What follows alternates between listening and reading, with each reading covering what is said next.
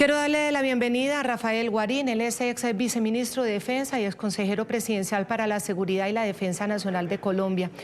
Ex viceministro Guarín, estamos en un momento muy doloroso. Esta noticia, junto con otras de las últimas horas, no solamente nos entristecen, sentimos impotencia y sobre todo esa sensación de que nos devolvieron después de una lucha muy grande de Colombia 30 años. ¿Cuál es su mensaje a todas estas personas, todos estos soldados que a pesar de ese abandono estatal ellos siguen manteniendo la idea de defender a los colombianos? Bienvenido. Claudia, un saludo muy especial, me alegra nuevamente estar en su programa y un saludo a su audiencia, pero especialmente un saludo al soldado Patiño. Acabamos de escuchar un testimonio de un soldado profesional, de un hombre entrenado, preparado para enfrentar en el área a los grupos terroristas y narcotraficantes de Colombia. La solidaridad con él, con las familias de los 7 soldados profesionales que fueron asesinados. Debemos los colombianos ser conscientes de que se inicia una nueva etapa. Es una nueva etapa de terrorismo que cabalga sobre el aumento de los cultivos de coca. Está absolutamente claro que aquí no hay ninguna discusión de orden ideológico o una reivindicación política, sino que lo que enfrenta a Colombia hoy son grupos armados organizados que tienen presencia en el territorio y actúan con la violencia, con el fin de acceder, de controlar, de dominar las áreas de cultivos ilícitos de coca, de procesamiento de este alcaloide y los corredores del narcotráfico. Igual sucede frente al tema de la extracción ilícita de minerales. Son las economías ilícitas hoy exclusivamente el centro de gravedad de la violencia en Colombia. Hace 10 años ya lo habíamos muchos denunciado en el marco del acuerdo y de paz de La Habana. Ese acuerdo de La Habana tuvo un elemento que es la razón de ser de la situación de violencia hoy, y fue que paralizó por una decisión de orden político disfrazado de jurídico la aspersión aérea de cultivos de coca, pero más adelante se afectó dramáticamente la erradicación manual. El gobierno actual lamentablemente desmanteló toda lucha contra los cultivos ilícitos. Hoy tenemos cerca de 300.000 hectáreas de cultivos ilícitos. Para el año 2023, según las Naciones Unidas, eran cerca de 253.000. Casi cerca de 3.000 toneladas de coca salen de nuestro país, a pesar de los informes relacionados con incautaciones de coca, pues en el año 2023 cerca de 1.900 toneladas llegaron al mercado. Esa situación lo que ha hecho es fortalecer los grupos armados organizados que aprenden, se adaptan, aprenden y se adaptan, que es lo mismo que tiene que hacer el Estado colombiano. Ahora utilizan este tipo de dispositivos electrónicos con drones cargados de explosivos, elaborados de manera artesanal, pero con eficacia terrorista, como lo vimos el día de ayer. Y lo vamos a explicar, esto lo vamos a explicar ahora más adelante, en qué consisten esos drones, cómo los adaptan, cómo son drones para el uso de la agricultura, pero cómo los adaptan para generar este grado de terror y de muerte, y cómo el Estado colombiano se quedó atrás. Y mire, ex viceministro, yo le quiero ser muy honesta, y lo mismo también al coronel en retiro, Gustavo Monsalve, a quien también le doy la bienvenida. Como periodista, estar aquí es muy triste, volviendo a contar historias que pensábamos que estaban superadas. Es decir, cuando decide Andrés Pastrana, expresidente de Colombia, impulsar ante los Estados Unidos el Plan Colombia, logramos esos primeros pasos en la profesionalización del ejército colombiano, logramos pasar de un ejército que tenía muchos hombres, pero que no tenía las capacidades que tenía luego el ejército después de haber sido apoyado por todos estos recursos y toda esta transformación. Luego vino la seguridad democrática del expresidente Álvaro Uribe Vélez, que lo han querido criminalizar, y se logró consolidar una seguridad que como periodistas la vivimos. Es decir, estas noticias terribles de ataques a bases, de ataques permanentes, de muerte permanente, la habíamos superado. Ahora nos toca volver a hablar de esto. Y es muy triste también porque en su momento, cuando estaban en la negociación con las FARC, en el gobierno de Juan Manuel Santos, lo advertíamos permanentemente con ustedes acá y nos tacharon de enemigos de la paz. Y mire lo que está pasando, es que lo advertimos, lo dijimos, mostramos los hechos.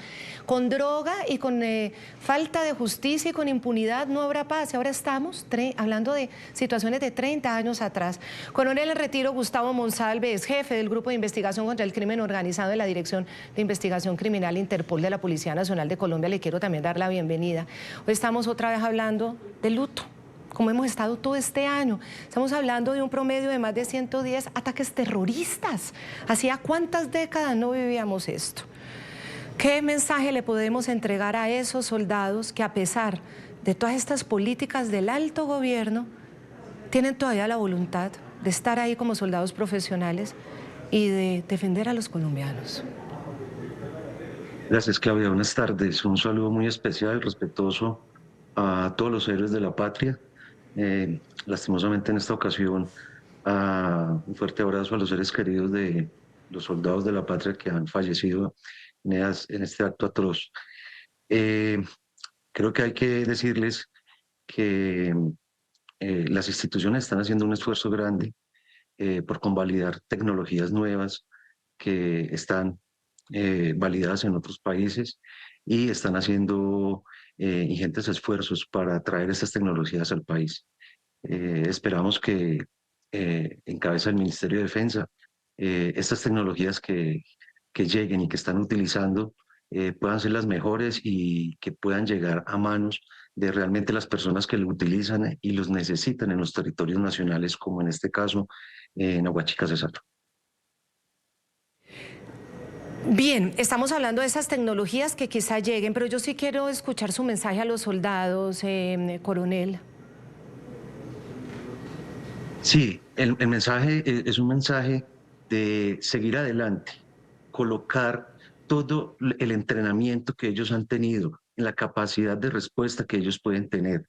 No pueden dejar caer la moral que ellos siempre los han tenido en alto. Lo importante acá es tener muy presente las capacidades que las instituciones de alguna u otra manera les han enseñado a ellos para que ellos mismos puedan dar una respuesta contundente frente a estas acciones que lamentablemente en este caso las tecnologías de alguna u otra manera pues pueden ganar un poco la delantera. El Estado los necesita, son muy importantes para nuestro país, el esfuerzo que hacen es totalmente grande y un saludo, vuelvo y lo digo, muy especial a las familias, porque el esfuerzo que hacen las familias realmente es un esfuerzo invaluable. Claro. Quiero preguntarle entonces ahora a Rafael Guarín. Obviamente de esto se trata, de tecnología y de salirle al paso a los avances de los terroristas. Pero también estamos hablando de voluntad política, porque el Estado en este momento está en manos de un gobierno específico. Y obviamente hay que hablar de cuál ha sido esa voluntad política del gobierno de Petro frente a estos hechos. La política de seguridad y la política de paz debe ser una sola. Y lamentablemente, en este caso, lo que está claro es que la política de paz total anunciada por el gobierno del presidente Petro terminó condicionando y afectando gravemente la política de seguridad, afectando la moral de nuestros soldados y de nuestros policías, afectando la estructura de la Policía Nacional y de las fuerzas militares, permitiendo permear nuestra fuerza pública de los grupos armados organizados, afectando las capacidades de inteligencia, inclusive utilizando la inteligencia con fines absolutamente al margen de la ley, debilitando en general la capacidad del Estado y de la Administración de Justicia. Lamentablemente esos hechos se contraponen a otros hechos que favorecen a los grupos armados organizados. Estos son grupos hoy que tienen 25.000 hombres. En el año 2022 eran 10.000 hombres menos y en el año 2018 eran 12.000 hombres. Es decir, en cuestión de 7 años se ha duplicado la capacidad, el número de hombres de estos grupos armados organizados, tanto en hombres de armas, como en integrantes de redes de apoyo al terrorismo. Adicionalmente, mientras los presupuestos del sector defensa se han debilitado, estos grupos narcotraficantes están nadando en dólares producto de la pasividad del gobierno colombiano frente a los cultivos ilícitos y a la explosión de coca que hay en Colombia. Cuando se pone en una balanza el debilitamiento de las capacidades del Estado en materia de fuerza pública y justicia y el fortalecimiento de los grupos armados organizados, pues debe saltar a la vista que los desafíos para el próximo gobierno son enormes. Este gobierno ya se acabó y acabó con todas nuestras capacidades. El nuevo gobierno va a tener que llegar a fortalecer con un plan rápidamente, en condiciones muy difíciles, de fortalecimiento de los grupos ilegales y debilidad de nuestra fuerza pública, una política de seguridad que realmente golpee estas estructuras. No va a ser fácil. Señalé en mi primera intervención, Claudia, que la sociedad colombiana debe tener claro que aquí se inicia una nueva etapa. Y va a ser una etapa de mayor fortalecimiento del terrorismo, por lo menos en un tiempo próximo, mientras el Estado logra volver a tener la capacidad y se vuelve a tener un gobierno con la voluntad política y el liderazgo unido de la sociedad civil para enfrentar a los terroristas y derrotarlos. Hoy lo que se ha construido durante 4 años es un escenario de fortalecimiento del narcotráfico y de estos grupos, y al final las víctimas son los colombianos, son también nuestros soldados y también nuestros policías. Pero el escenario es un escenario, se lo digo con objetividad, sumamente difícil, sumamente complicado. Quien vaya a enfrentar la presidencia de la República a partir de agosto de 2026 va a tener un desafío enorme. Porque le voy a decir una cosa, Claudia, esto no es simplemente de decisión y de hablar duro. Usted tiene que tener una fuerza pública capaz de enfrentar a estos grupos. Mencionaba usted lo que sucedía hace 30 años. El presidente Pastrana trabajó 4 años para tener un plan Colombia con los Estados Unidos que nos permitiera fortalecer nuestras fuerzas militares y nuestra Policía Nacional. El presidente Uribe, a pesar de su liderazgo, de su voluntad política, de contar con el apoyo de la ciudadanía, se demoró 4 años para dar los primeros golpes realmente estructurales a las FARC. En materia de fuerza pública se destruyen muy rápido las capacidades, pero requiere mucho más tiempo recuperarlas. Además se compite con el dinero del narcotráfico, que es lo más complicado. Es un Estado con los dineros regulares y con las limitaciones fiscales frente a ese dinero ilimitado del narcotráfico. Y mire que hoy precisamente en Washington hubo una rueda de prensa muy importante. El secretario de Estado, Marco Rubio, se refirió precisamente en las últimas horas a estas acciones criminales del ELN, advirtiendo que Colombia tiene que estar muy preocupado y advirtiendo también cómo no solamente tiene respaldo del narcotráfico, sino de la organización criminal que se tomó Venezuela, el régimen de Nicolás Maduro. Que ha habido un ataque el día antes de ayer, o fue ayer, de ELN, o la FARC, creo que fue ELN, y de dónde operan ellos abiertamente, de territorio venezolano, abiertamente, como si fueran un país soberano, operando abiertamente dentro del territorio venezolano. ¿Qué tan preocupados debemos estar entonces, coronel en retiro Gustavo Monsalve? ¿Y cómo el Estado compite con una producción histórica de cocaína basado en esos cultivos históricos de hoja de coca, esos cultivos ilegales que además producen 7 veces más que los cultivos de hace una década? ¿Cómo poder medir esto en tiempo? Esa preocupación, ¿en cuánto tiempo la podríamos resolver? Claro, indudablemente, como tú lo dices, ese aumento en la producción y en números de cultivos ilícitos, pues da margen y da pie a que estos grupos criminales tengan fácilmente acceso a este tipo de tecnologías y estas tecnologías emplearlas en contra de la fuerza pública. Indudablemente, el esfuerzo que tiene que hacer el gobierno que encabeza el Ministerio de Defensa, que sé que lo han iniciado a hacer, es traer muy prontamente estas tecnologías para que nuestros soldados y policías de la patria estén preparados para enfrentar esta acción criminal que estos grupos han copiado de otras regiones del mundo.